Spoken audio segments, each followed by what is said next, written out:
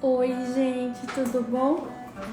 Estamos aqui no nosso último dia desse projeto, Mulheres Apaixonantes. Estamos aqui para receber uma convidada maravilhosa, uma mulher com uma história sensacional e que ela vai dividir com a gente. Uma grande mulher, uma mulher, vamos dizer assim, valente, guerreira, e todos vocês vão conhecer um pouquinho dessa história, principalmente nesse momento em que estamos vivendo, né? Essa guerra na Ucrânia, e ela vai contar um pouquinho do que ela passou. Vamos ver aqui. Vou esperar ela entrar. Só um minutinho.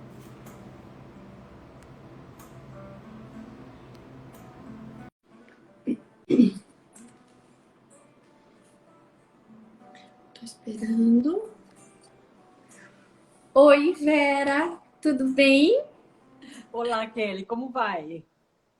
Tudo jóia. Primeiramente, eu quero agradecer, Vera. Quero agradecer por você ter aceito o meu convite em participar desse projeto. E tenho certeza que um pouquinho que você vai contar pra gente da sua história, da sua trajetória, vai deixar muitas mulheres mais corajosas, mais donas de si em todos os sentidos da vida. E eu tenho certeza que vai colaborar muito, muito, muito com cada uma que vai ouvir um pouquinho do seu depoimento. E já também, inicialmente, antes de mais nada, eu tenho que te parabenizar. Parabenizar pela mulher, pela grande mulher que você é. Uma mulher que ajuda, uma mulher que não mede esforços, e aí já quase chegando aos 70 anos, é inspiração para todas nós em vitalidade, em se doar, em ajudar, em inteligência e nunca parar. Parabéns, parabéns por você ser quem você é e também nos motivar a ser assim também. Muito obrigada. Olá, Kelly. Olha, antes de mais nada, agradeço por suas palavras tão gentis, extremamente gentis. Eu espero fazer jus aí à sua expectativa. Muito obrigada. Eu é que agradeço a oportunidade de estar aqui hoje e falar um pouco sobre a minha experiência. O foco hoje vai ser mais a minha experiência profissional, porque eu tenho uma experiência grande de vida. Vou fazer 70 anos agorinha mesmo, em abril. Então, são 70 anos, posso te dizer, intensos, né? Então, eu acho que não é passar pela vida, não, é viver mesmo. Posso te dizer que sempre vivi intensamente. Vou focalizar hoje um pouco na minha experiência profissional, né? Vou passar assim rapidamente até chegar lá, né? E vou focar na minha história profissional fora do Brasil. Bom, então é o seguinte, meu nome é Vera Lúcia Mistro, eu nasci aqui em Itapira e tive uma infância muito feliz, infância de criança do interior, uma infância, né, feliz, solta, brincando na rua, foi tudo ótimo. Então eu estudei aqui em Itapira e depois fui fazer faculdade em Campinas. Depois eu me mudei para Brasília, eu morei em Brasília há 24 anos, de 1976 a 2000, né? Já fui casada, tenho 2 filhas, tenho 3 netos, ainda moro aqui, moro no Canadá, todos longe. Uma filha mora em Manaus, a outra mora no Canadá. Bom, e Seguindo sua raiz, né, Vera? mas estão todos bem, graças a Deus. Bom, Amém. então, quando eu estava, esse período em que eu estava em Brasília, eu trabalhei em um órgão do governo, uma empresa do governo que se chama Codevasf, Companhia de Desenvolvimento do Vale do São Francisco. Eu era tradutora e intérprete, né? Inglês-português. E então eu estava lá nesse trabalho, aliás, muito interessante. E um dia apareceu uma oportunidade, por acaso, chegou uma carta às mãos do meu chefe, dizendo que a ONU estava procurando tradutores e intérpretes para ir para o Timor-Leste trabalhar no Timor-Leste. E ele chegou perto de mim e falou, você não é doida de ir para o Timor-Leste, né? Isso porque o país estava em guerra. Aconteceu o seguinte, vou resumir a história do Timor-Leste. O Timor-Leste é um país que foi colonizado por Portugal, assim como o Brasil. Era uma colônia de Portugal e assim ficou durante quase 500 anos, né? E o Timor-Leste é uma pequena ilha, na realidade não é uma ilha, é meia ilha, porque a outra metade da ilha pertence à Indonésia. Então é meia ilha, que fica entre a Austrália e a Indonésia. Ali é sudeste da Ásia, né? Entre a Austrália e a Indonésia. Então, aconteceu que em 1975, o Portugal estava tendo muitos problemas internos lá em Portugal. E eles estavam passando por, enfim, por uma série de problemas. E acharam, então, difícil continuar colonizando o Timor-Leste. Até então, eles tinham um representante no Timor-Leste, e esse representante português no Timor-Leste saiu do país em 1975. Aconteceu, então, que o país ficou realmente perdido, né? E o que aconteceu? A Indonésia, então, invadiu e ocupou o Timor-Leste durante 24 anos, de 1975 até 1999. Acontece que essa ocupação foi ilegal, foi uma invasão, nunca foi reconhecida internacionalmente. Inclusive, os timorenses não aceitavam essa ocupação, porque são culturas diferentes, embora tudo seja Ásia, né? Timor-Leste e a Indonésia, aliás, são países muito próximos geograficamente, mas em termos de cultura, são muito diferentes, porque como o Timor-Leste foi colonizado por Portugal, é um país católico, e a Indonésia é um país muçulmano. Então, nunca houve realmente entrosamento. Mas a Indonésia tentou impor a sua cultura lá. Tanto é que uma das coisas que a Indonésia fez, assim que invadiu o Timor-Leste, foi proibir o uso da língua portuguesa. Acabou, ninguém mais fala português. Quem falar português está morto. Eu estou falando sério, não estou exagerando. Então, a língua portuguesa foi proibida nas escolas, na igreja, tudo. Acabou, ninguém mais fala português, né? Então, passou-se a usar o indonésio, a língua da Indonésia, nesses 24 anos de ocupação, 75 a 99. E, olha, tanto é que isso já é um outro capítulo, porque eu tenho tanta história para contar. Um outro dia eu vou focar sobre a questão da língua no Timor-Leste, né?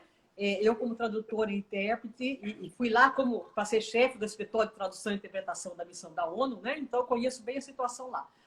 Então, você tem um país em que a língua portuguesa era proibida. Bom, então, mas enfim, apareceu essa oportunidade de trabalhar lá no Timor-Leste e para lá eu fui.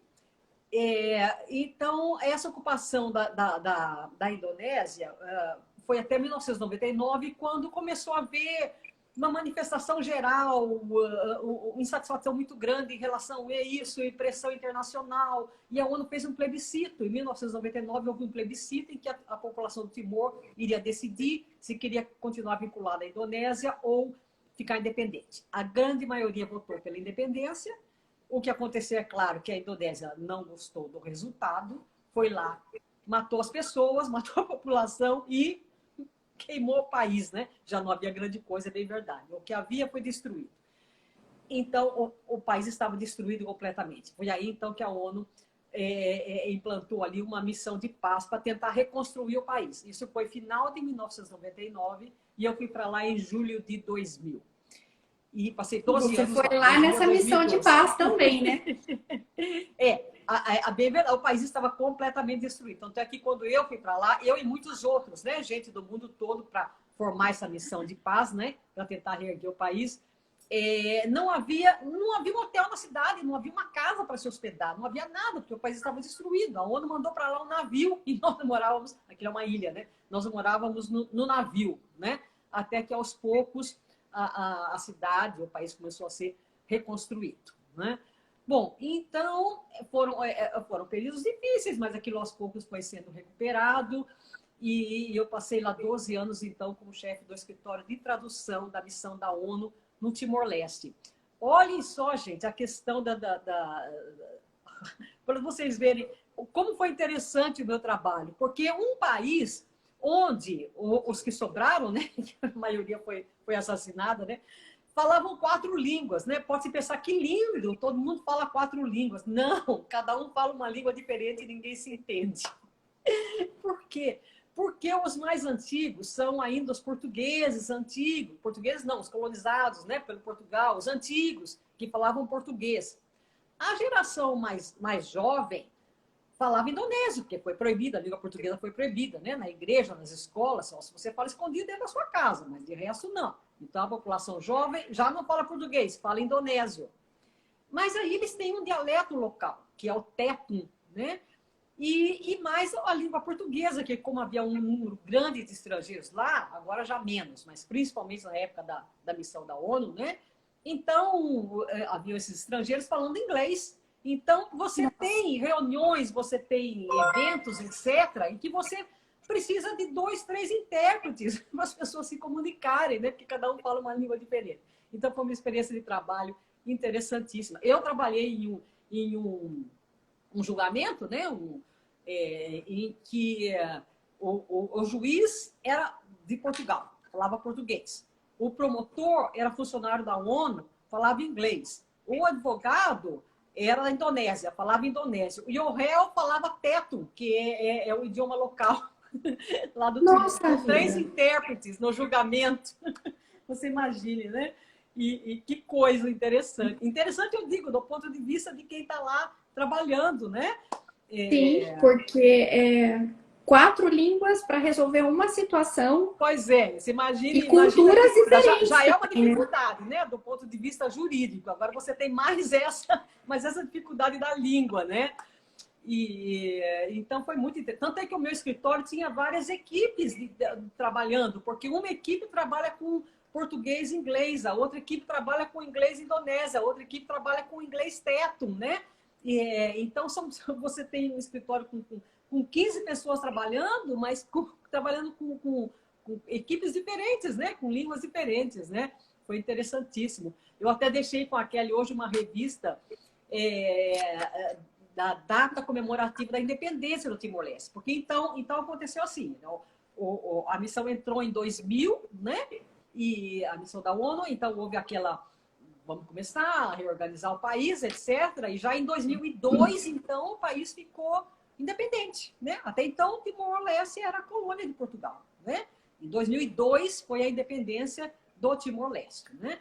E então houve uma cerimônia fantástica, maravilhosa. Foi lá o secretário-geral da ONU, que na época era o Kofi Annan, da África, foi lá ao Timor. Né, estavam lá o Ramos Horta, que é Prêmio Nobel da Paz, né, que era ministro das Relações Exteriores. Na época eles chamam Relações Exteriores, né? Eles chamam ministro de Negócios Estrangeiros, né? O Xanana Guzmão, que é um herói, né, do país, né?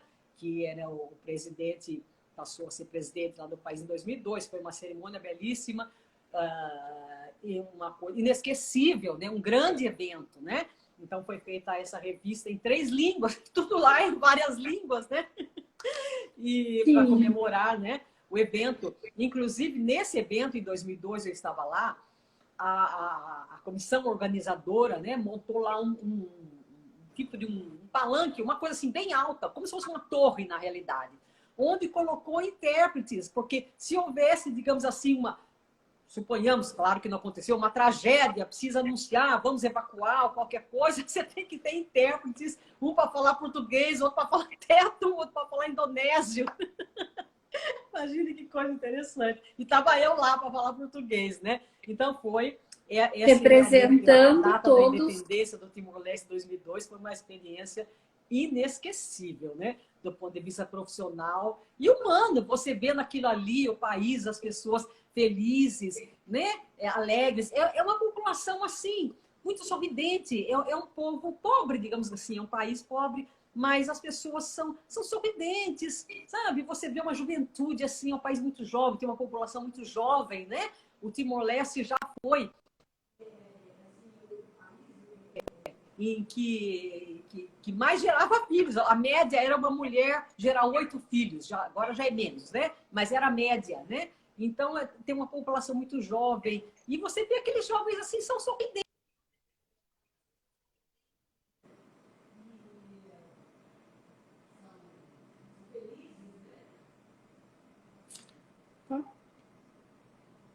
travou aqui. Vamos esperar um pouquinho.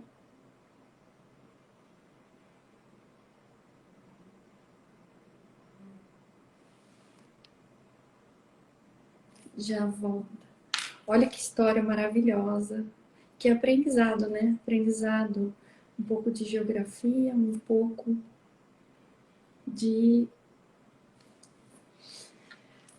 do mundo, da guerra, do que uma mulher enfrentar uma situação dessa e se encorajar e ir novamente.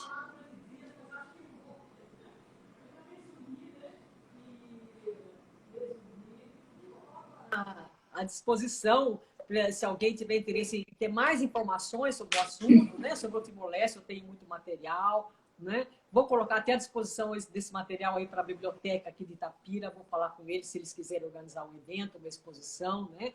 E então, olha, foi... O bom é saber que o Timor-Leste, agora voltando ao assunto, né? Que, como você mencionou, estão em guerra, já estiveram em guerra, mas agora o país está em paz, né? Eles tiveram aquele momento de muita dificuldade, né? Depois disso o país se recuperou. É um país que tem, em termos de renda, o petróleo, eles têm petróleo. É um país, é uma ilha pequena, mas eles têm petróleo. Então a renda deles é baseada no petróleo, né? Então, claro que, como todo país, é aquele problema, é mal distribuído, etc., né? O petróleo, a maioria da população é imensamente pobre, mas eles estão em paz, né? Tem lá a vida deles já estruturada, digamos, os principais... A ONU deixou montada, assim, digamos, a principal estrutura, né? Já tem, digamos assim, funciona, né? É um país democrático, né? Eles têm eleições, isso funciona, né? E isso é tão recente, se a gente for pensar, né? Tudo Como? voltou muito recente, voltou a normalizar a vida do Timor-Leste em 2002. Uhum, E você participou disso durante 12 anos. Estava lá. Foi ótimo, foi uma experiência extremamente interessante e fico feliz em ver que o país hoje está caminhando com as próprias pernas. Eu já voltei lá depois, já não a trabalho, o trabalho terminou, né? Em 2012, a missão da ONU fechou, né? E então eu fiquei lá até dezembro de 2012, 12 anos, 2012. Depois eu voltei para Itapira. Falei, onde é que eu vou? Volto para minha terrinha. A linda Itapira, né? Minhas filhas estão aí espalhadas pelo mundo. E então, sim.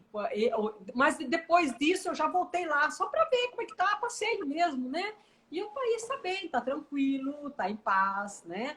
É um povo assim muito religioso, mas sim, é uma juventude muito bonita, alegre, saudável, né? E às vezes que eu estive lá, fiquei muito feliz em ver isso, né? E sinto assim que tem uma parcela pequenininha. Eu imagino isso aí, né? Que deve transbordar seu coração de felicidade, porque você, por 12 anos, se dedicou a esse país para que ele melhorasse, para que ele tivesse isso, né? Vivendo esse momento. É sensacional. Uma mulher, por exemplo, aos seus 50 anos, falar, não, eu vou ajudar um outro país, morar durante um tempo, 12 anos num outro país, e ainda por cima, durante um tempo num navio, passar por todas essas, vamos dizer assim, não é só dificuldades, né? Passar por todas as situações, né? Porque 4 línguas, decisões e assim, uma experiência muito grande de vida, né? Sem dúvida, sem dúvida. E aí você voltou para o Brasil e não deixou de ajudar, né? Hoje, como presidente do Rotary Club de Itapira, continua ajudando, continua na sua missão de vida, né? Exatamente, ajudar. Eu ainda não havia mencionado isso. Depois que eu voltei a Itapira, né? Apareceu a oportunidade de eu ingressar no Rotary. Meu pai foi rotariano. Meu pai, Antero Mistro, que era mais conhecido como Herculano, né? E a minha mãe, Ana Mistro. Meu pai foi do Rotary e minha mãe da Casa da Amizade. Foram durante muitos anos. No período em que eles eram do Rotary, eu não estava em Itapira. Eu morava em Brasília, né? Porque eu morei em Brasília durante muito tempo. Mas meus pais foram rotarianos. Meu pai foi assim, aquele rotariano extremamente dedicado, sério, honesto. Assim, dedicado, extremamente dedicado, né? E quando me convidaram, eu pensei, olha, em homenagem à memória do meu pai, eu não posso recusar, né? E Sim. então passei então a ser rotariana, e neste ano, este ano eu sou a presidente do Rotary Clube de Itapira, né? Com muito orgulho, com muita honra, estou tentando fazer o trabalho o melhor Tá possível, né? fazendo, né? Tá fazendo um E trabalho obrigada, sensacional, mesmo obrigada. no, iniciando no momento ainda na pandemia, tá fazendo um trabalho com muita dedicação, sensacional, ajudando muitas entidades, que esse é o projeto do Rotary, e hoje você representando como presidente da nossa sede, isso é sensacional. Gente, olha que mulher, Muito que obrigada. exemplo Aliás, de a Kelly é mulher. rotariano também, é um dos membros do Rotary de Itapira, né? E, É, que então estou agora hoje, é o que eu digo, eu vou fazer agora 70 anos, mas eu acho que idade não é empecilho. Eu sigo aí com muita garra, muita disposição, muita vontade, né? Muita energia e tudo. E acho que assim temos que ser, né? Temos que seguir, sim. todos temos todos, né, temos obstáculos na vida e fases difíceis e tudo, né? Hoje eu só falei de coisa boa, mas o importante é superarmos e irmos em frente, né? Seguir em Essa que é a frente, minha né? Não mensagem. parar e continuar com esse seu sorriso e com essa vitalidade. E sem ainda por cima, nunca deixou de viver, né? Porque é óbvio, né? A nossa vida não é só coisas boas, né? Mas É, você nunca deixou de viver, nunca deixou de sorrir e verdade. ainda por cima nunca deixou de ajudar, né? A gente vê pela sua trajetória de vida que ainda aos seus quase 70 anos continua uma jovem mulher sorridente e empenhada ainda a ajudar. Quem conhece essa mulher sabe o tanto de vitalidade que ela traz para nós somente na presença. É sensacional, gente.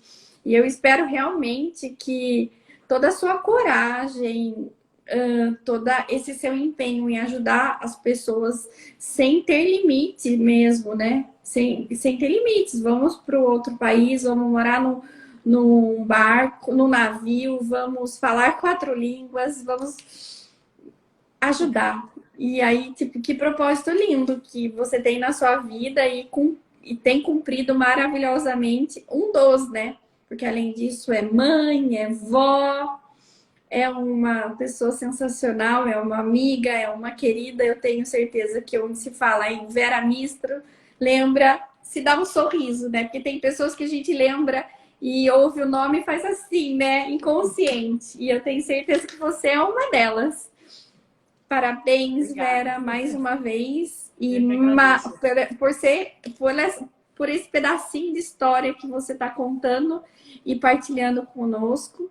Muito obrigada por tudo e que Deus abençoe nesses anos de vida, que sejam muitos e que você ainda tenha muitas histórias para nos contar.